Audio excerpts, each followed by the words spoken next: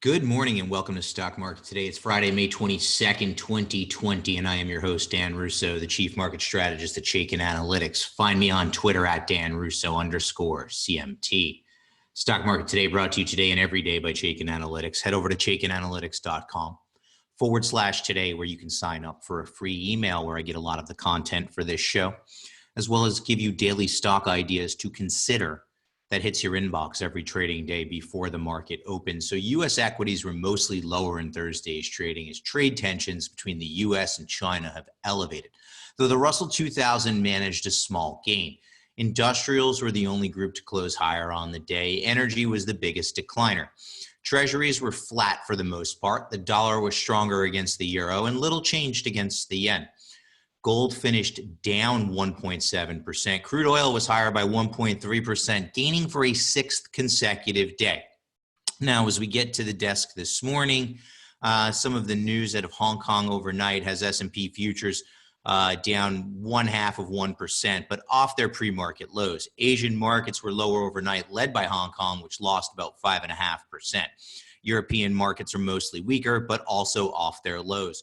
Treasuries are stronger. The curve is flattening. The dollar is weaker against the risk-sensitive yen cross, but stronger against the euro and sterling. Gold is up 90 basis points, and WTI crude is giving back 5.5%, but still has had a strong string of gains. Now, for the S&P 500, taking a look at the structure here, could not build on the previous day's strength, but did manage to kind of hold right around that 2950 resistance line. The 200-day still looms overhead at 29.99, and that really is kind of the key area. We're in the zone right now. We're 2 points below the zone, if you will, of resistance in the 2950 to 3000 zone. On the downside, we tweaked up yesterday. We tweaked up our initial support level to 2800 to 2850. Below that, you have to start thinking about 2490 to 2670 as key retracement levels. The 13-period CCI and its 3-day moving average are moving toward overbought levels. And Chaikin money flow is, let's call it flat, right? We dipped into bearish territory, but have now gotten back to the flat line. So that's the structure of the market here. I think the onus is on the bulls to push the market through that 200-day moving average, which then opens the door to kind of 3110 to the upside. And then after that, we can start thinking about the highs. Now, similarly, the Qs have closed this gap and faded. You can read about that and see it in some of the work that I've done throughout this week. So that's the structure of the S&P 500 here as we enter the Friday before a 3-day weekend. And just as a reminder, there will not be a show on Monday as the market is closed in the U.S. for the Memorial Day holiday. Taking a look at our market in a minute now. This is what we're talking about in our note today. SPY remains below the key 300 resistance mark. We hit on that. And that's coming as high yield meets resistance relative to treasuries. We'll take a look at what that looks like a little bit later on in the show. Small caps show continued signs of improvement. And again, we're the only group to close higher on the day. Semis trade near relative highs, but a momentum divergence is in play. And futures, as I said, do point to a lower open here today. So if we shift over and look at the major indices from a power bar perspective, the Dow loses 28 basis points yesterday, and the ratio actually improved slightly. 5 bulls to 10 bears. The S&P 500 down 72 basis points, 69 to 153 bulls to bears there. The NASDAQ was an underperformer, down 1%, a little over 1%, 31 to 15 bulls to bears on the NASDAQ. Small caps, the only group, as I said, to finish higher on the day yesterday at the major market level. 419 to 319 bulls to bears, holding a bullish ratio, but bonds upticked, sending yields lower. According to the Chaikin Power Bar, large cap stocks are more bearish than small cap stocks, and major markets across the board do remain mixed. Taking a look at our stock of the day now, and this is one that we were bullish on for a long time, right? And it had a nice run, but when the facts change, you have to change your mind. And Lam Research is a great example of that. It has a bearish rating.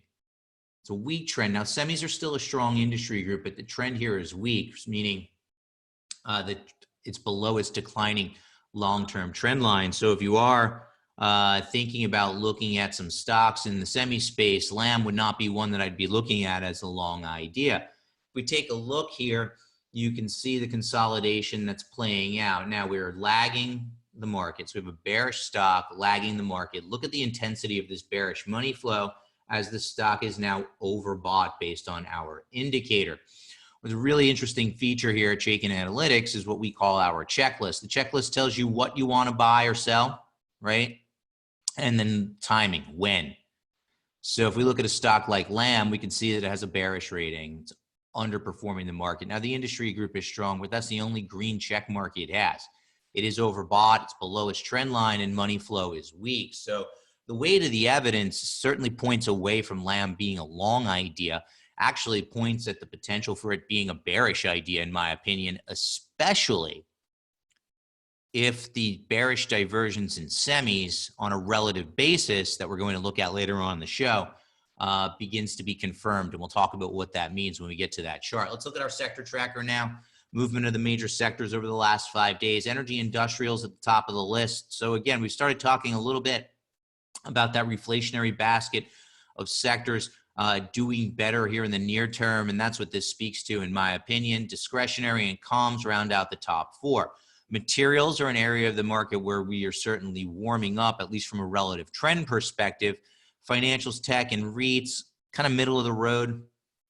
We'd like to see financials do better, but that just does not remain the case. Technology, obviously, the largest weight in the S&P 500, so we want to see that group continue to lead. Real estate, staples, utilities, and healthcare. It's your defensives at the bottom of the list over the past 5 days. Now, the market's had a strong week, notwithstanding some pressure on the futures here on a Friday morning. So you're seeing maybe a bit of a rotation out of the defensive areas of the market. Remember, on Tuesday, we highlighted that relative stalling in healthcare, and I think you really want to pay attention to that. I know we are, because healthcare has been one of our favorite areas of the market. Our industry in focus, software and services, which has been leadership over the past 6 months, leading by a little less than 5%, and that power bar ratio is very strong, 44 bulls to 10 bears there. It's currently ranked number 3 of 21 subsectors, and it's moved up 1 slot over the past week. So some of the names there that warrant some extra work, some extra attention: SAIC, A10 Networks, ATEN, and EBIX, EBIX, all with very bullish Chaikin power gauge ratings. And let's take a look here at the fund itself. Has a bullish ETF rating and is in a strong trend, right? Above this now rising long-term trend line. We talked about the ratio, but what's interesting to me and what I pay close attention to is the relative strength. Now, it tried to get going tail end of March, early April, and then faded, but now we've seen the intensity of outperformance really begin to pick up. Money flow is bullish, neither overbought nor oversold, as we kind of wrestle with this breakout level similar to what we're seeing in the S&P 500. So, to the extent that we break out, we do want to focus on the leading areas of the market. Software certainly fits the bill as one of the leading areas of the market. So, that's an area where we will be focused if we do get that breakout through the 300 mark on SPY. So let's dig in now to yesterday's movers and shakers. We'll take a look at what's trending, our gainers and losers. L Brands, right? This actually is interesting because a lot of these names were on the other side of the board yesterday. L Brands earnings announcement sent that stock higher by about 18.25% as they kind of gave some detail about same-store sales leading into the COVID shutdowns. The Gap, no real news there. I think it went along for the ride with L Brands. They're up 11.5%. Norwegian Cruise Lines was initiated with an outperform rating at Credit Suisse, and that was enough to send that stock higher by 9.78% on the day. CB, they announced 2 days ago, on the 20th, they announced that they were going to increase their dividend. I didn't see anything company specific in the trading yesterday to add 8.1% to that stock. Kohl's, I think it's kind of, again, going along for the ride. After that L Brands print, Kohl's up 7.84% on the day. Loser side of the board, National Oil Well Varco, it's a bearish stock in the energy space, and they said that they were suspending their dividend, which took 6.7% out of the stock. DXC, nothing company specific there, down 6.6%. Boston Scientific filed and priced a secondary offering. So the news of that secondary sent the stock lower by 6.5%. Take-Two reported earnings. Investors didn't like what they heard there on that bullish stock, down 5.9%. And AES, nothing company specific, to drive trading down 5%. And that name on the day. Let's take a look at what we're writing about today. It's Friday. We look at the key themes and relationships. And I think one of the key themes that I like to watch is high yield relative to treasuries as a kind of a metric for risk appetite in the marketplace. And what's kind of interesting to me is that as SPY is, fighting in that resistance zone, this ratio is doing the same, right? You've got this kind of consolidation from back in 2015, 2016, and now we're seeing consolidation here once again. Below the 200-day moving average, RSI fighting to get out of bearish ranges, but so far struggling to do so. And that's all playing out as treasuries, while not precipitously declining the way they had been, do appear to be bid, keeping a lid on yields here in the near term. So this one's really interesting to me, just because it speaks to risk appetite in the marketplace. And I think a break through this resistance zone for the ratio that coincides with a break up and out for the S&P 500 would really have bullish implications. This would send a bullish message.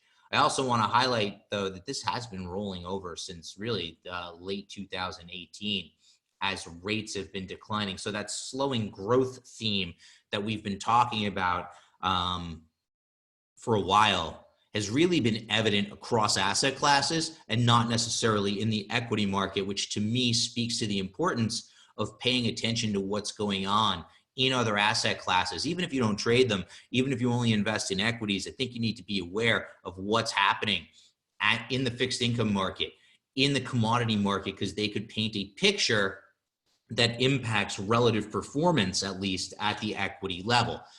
This one has really caught our attention here. It's the divergence between SMH and SPY, right? The ratio trading near the highs, right? We are consolidating on top of a consolidation above the 200-day moving average. It actually did make a new high earlier this week. But what bothers me about this ratio is the fact that with each of these successive new highs, we are seeing lower highs for the RSI.